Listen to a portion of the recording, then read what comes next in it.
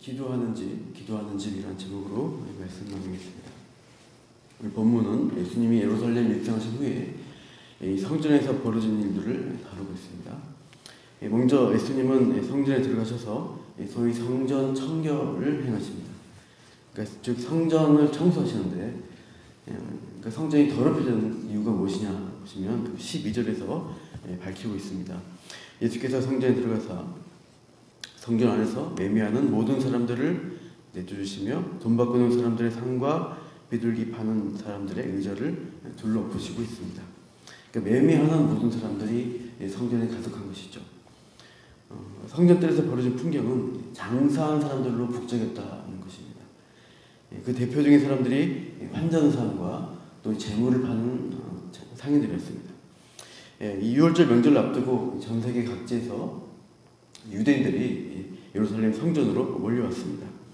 그들이 오면 반드시 하는 일은 성전세를 바치는 것과 또 희생 제물을 바쳐서 제사 드리는 것이었습니다. 흩어진 유대인들, 디아스포라 유대인이라는 사람들은 멀리 외국에서 이제 이 본국으로 돌아오지 않고 살고 있는 사람들입니다.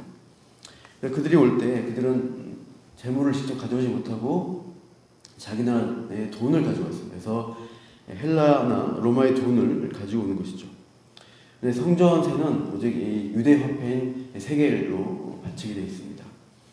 그래서 이 환전하기 위해서 이 환전 사항을 통해서 자기들의 이 외국 돈을 이 세겔로 바꾸는 것이죠. 그래서 환전상들이 성전뜰에 책상을 갖다 놓고 이제 환전소를 차리고 있는 것입니다. 근데 이들이 그냥 성전에 들어와 있는 것이 아니라 어떻게 보면 이제 성전의 운영 측에 자릿세를 주고 테이블을 놓을 수 있었고요. 자기들이 이제 투자를 했으니까 더 많은 이득을 남기기 위해서 더 환전의 이익을 더 많이, 환율을 더 높여서 받는 것입니다. 한편 이 비둘기는 가장 저렴한 희생 제물입니다. 가난한 자들이나 여인들이 바치는 것인데, 이 비둘기도 흠이 없는 제물을 바치하기에 성전의 관계자들이 검사를 합니다. 그런데 이제 까다롭게 제물을 검사하는 거죠. 성전 안에서 이 비둘기 파는 사람들에게서는 더 이제 편하게 통과시켜 주는데, 이들도 성전 관계자에게 자릿세 내지 웃돈을 주고 이 자리에 제물을 파는 것입니다. 그만큼 돈을 투자한 만큼 더 많은 비싸게 제물을 팔게 되는 것이죠. 그래서 일반 평민들이 와서 또 디아스포라 유대인들이 와서 더 많은 손해를 보면서 이 성전에서 성전세와 제사 드린 일들을 하는 것입니다. 그래서 그런 이득을 남기기 위한 자들로 인해서 성전 바깥들은 온통 소란한 시장통 같은 소리가 가득했습니다.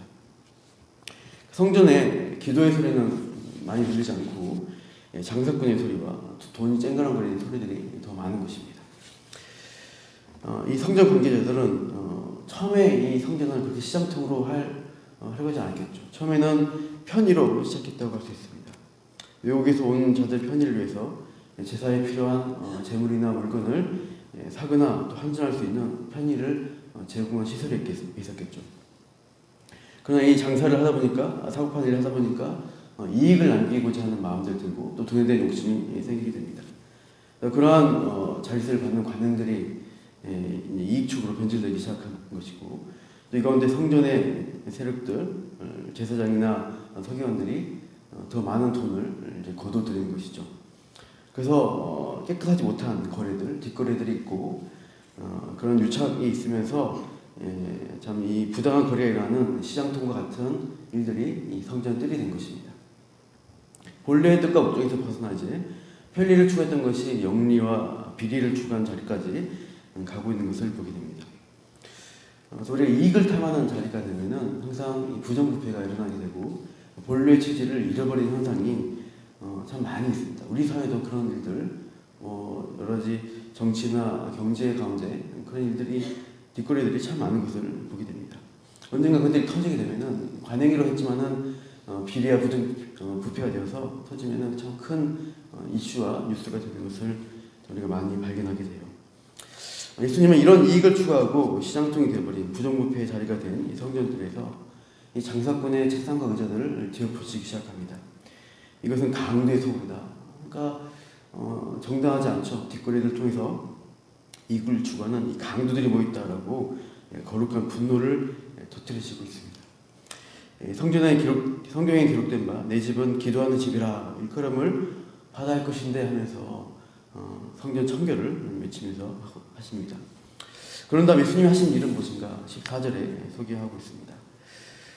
맹인과 전원자들이 성전에서 예수께 나오매 고쳐주시니라고 되어 있죠. 감히 이 불구인 자들이 성전 안에까지 갈 수 없죠. 이 성전 바깥 뜰인데요. 이곳에 이제 감히 찾아오지 못했던 맹인과 전원자들이 예수님 앞에 찾아오고 있습니다. 예수님은 그들에게서 돈을 받거나 어떤 대가를 받지 않으시고 아무것도 바라지 않으시고 그들의 불구를 고쳐주시고 있습니다. 그들은 온전히 회복되어 치유된 역사가 그 가운데 일어나고 있고요. 그것을 보고 15절 중간에 어린이들이 예수님 앞에 성전에 들어오신 예루살렘에 입성할 때처럼 어린이들이 호산나 다윗의 자손이여 외치면서 예수님이 하신 일들과 성전의 이러한 일을 통해 찬양하고 있는 것을 볼 수가 있습니다. 그러나 반면 15절 보시면 성전의 중심세라요 대제사장 서기관들이 그들이 성전 뜰에서 이러한 일들을 보고 예수님 앞에 찾아옵니다. 그들은 예수님이 행하신 일들, 자기들이 잘 세주고 놔줬던 판전상들, 재물판사는 쫓겨난 것 보고 또 어린이들이 들어와서 예수님을 찬양하면서 또 이 불구들이 낳는 그런 가운데 그들의 행동은 15절 마지막에 분노하고 있습니다. 심히 분노하면서 어찌 16절에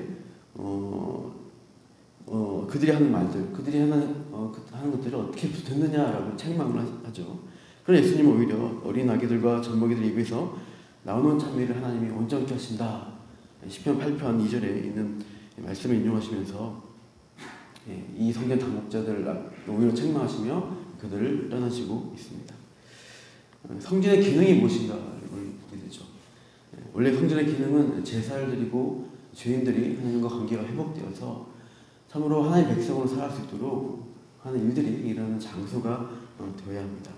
회복의 장소가 되고 참으로 하나님이 백성들 가운데 일하는 그런 장소가 성전입니다. 그러나 지금 이 성전은 매매의 장소, 부정부패의 장소가 되어서 사람들을 살리는 것보다 돈 있고 힘 있는 자들을 위한 참으로 강도의 소굴이 되어 있는 상황이었습니다. 예수님은 이 성전의 기능을 회복하시는 상징적 행동하시는 게 맹인과 전원자들, 불구인 자들을 회복하시는 일입니다. 영적으로 영육간에 가난하고 불구된 자들이 하나님께 나와서 어떤 대가를 치르고 아니라 하나님이 주시는 무조건적인 은혜에 의해서 그들이 회복된 일들이 성전에 있어야 하는 것입니다. 예수님은 그 일이 일어나기를 바라면서 어린아이들의 찬양을 받으시며 이 불구된 자들을 고치시고 있어요.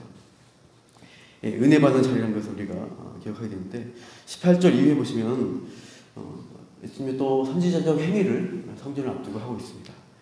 다시 이제 성전으로 오시려고 다음날 이른 아침에 오시는데 베다니에 나갔다가 들어오시는데 길가에서 한 무화과 나무를 보시게 됩니다. 그래서 이제 배가 고프셔서 아마 잎이 우선한 무화과 나무 안에 뭐가 있는가 하고 열매를 찾았겠죠. 가보니 잎사귀밖에 아무것도 그 나무에 없는 것입니다. 그 나무를 보시면서 예수님이 19절 중간에요. 이제부터 영원토록 내가 열매를 맺지 못하리라. 이렇게 저주의 말씀을 선포하시죠. 그자 무화과 나무가 곧 말입니다. 마가복음에서는 이제 아침에 이렇게 저주하시고 나중에 돌아올 때 그 나무가 마른 것으로 이제 보도하고 있습니다. 일단 이 무화과 나무는 잘못이 없죠. 마가복음에 의하면 아직 열매 맺을 때가 안 되었기 때문에 열매가 없는 것입니다. 그러나 예수님은 이 무화과 나무를 저주하는 행위를 통해서 어떤 의도를 가지고 있는 것이죠. 이 열매 없는 무화과 나무 볼 때 연상되는 대상이 있다는 것입니다. 그래서 바로 열매 없는 성전을 의미하고 있어요. 이 무화과 나무는 대체로 이스라엘을 구약에서 많이 상징해 왔습니다.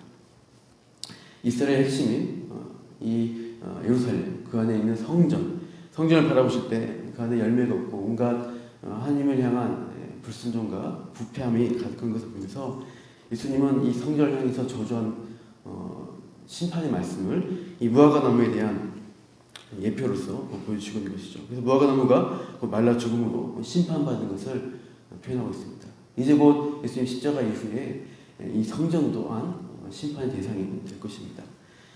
이따 마태복음 24장에 성전에 대한 심판의 말씀을 또 선포를 하시고 있어요. 그래서 뒤에 보시면 이 말씀하신 다음에 21절, 22절에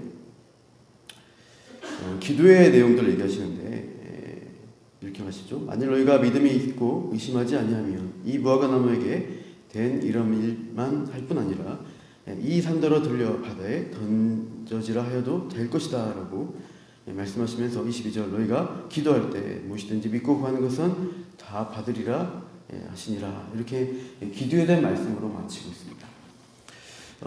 이 산더러 들리라 이 산이라 할 때 우리가 그냥 아무나 있는 산이 아니라 지금 예수님이 성전에 들어가시려고 할 때 보이는 산이라는 것은 성전이 산꼭대기에 있습니다. 성전산, 시온산이라고 하는 그 산을 향한 곳으로 우리가 이해할 수 있습니다.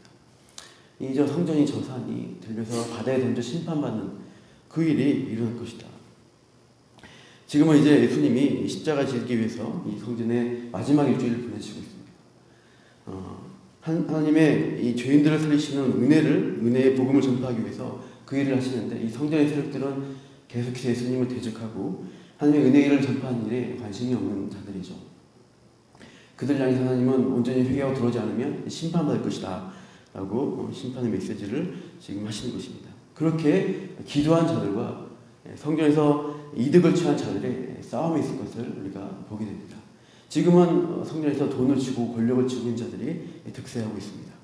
그러나 참으로 예수님 안에서 기도하는 교회를 이루는 세력들이 이제 일어나서 참으로 바른 성전의 기능들을 회복시켜 나갈 것을 예수님 바라보시면서 지금 너희들이 기도의 능력으로 그들을 이겨야 한다는 것을 말씀하시고 있어요. 그래서 기도할 때 믿고 구하는 것은 하나님이 받게 하실 것이다. 그들의 기도의 내용은 무엇이에요? 하나님의 은혜를 구하며 하나님이 일하시길 구하는 기도하는 자들입니다. 은혜를 찾고 또 은혜 받는 자들이 이 성전의 중심인물이 되어야 하는 것을 말씀하고 있습니다. 오늘 우리가 땅에 교회를 중심으로 예배드리며 살아갑니다. 교회를 또 어떤 목적으로 어떤 마음으로 우리가 교회에 나와야 할까요? 내게 어떤 이득을 얻는 것인가? 또 내게 뭔가 인간관계에서 또 다른 사람의 칭송을 받으려고 교회에 오는 것인가? 생각해 보시기 바랍니다. 그것이 아니라 우리는 하나님께 은혜를 구하며 기도하며 은혜를 구한 자들이고 또 내가 받은 은혜들을 나누는 자들이라는 것을 기억하시기 바라요. 교회에 오면서 약한 자들, 약자들, 어려움 당한 자들을 돌아보시고 섬기고 그들을 위해서 기도하는 아름다운 우리 남은교회 또 공동체 되기를 축원합니다. 기도하겠습니다. 하나님, 예수님은 마지막 일주일을 공생애를 하시면서 예루살렘의 성전에 와서 성전에서 일어나는 하나님을 잊어버린 자들, 은혜를 모르는 자들이 이득을 취하고 뭔가 부정한 일들을 행하는 것들을 바라보시면서 분노하시고 아파하셨습니다. 예수님은 값없이 참으로 영육간에 불구가 자들을 고치시며 그들을 회복하시는 일들을 행하시면서 참으로 성전이 기도한 자리가 되어야 하고 하나님 앞에 은혜를 구하며 찾아온 자들이 은혜를 받아 회복되는 그러한 복된 장소가 되어야 함을 말씀하시고 있습니다. 우리가 속한 이 교회 예배당에 나올 때마다 우리가 그러한 마음으로 궁일한 마음을 품고 또 은혜를 구하는 심령으로 하나님께 나오며 우리의 주어진 지체들을 향해서 그러한 섬기는 마음으로 하나님의 은혜를 전하는 아름다운 모든 예배 장소 또 성도의 모임들이 되어지게 하여 주시옵소서. 또 우리가 모여서 기도하는 이 자리를 통해서 우리가 기도받아야 할 연약한 자들을 위해서 함께 기도하며 또 우리 또한 하나님 앞에 은혜 받는 복된 기도의 시간으로 함께하여 주시옵소서. 감사하며 이 모든 말씀 예수님 이름으로 기도합니다.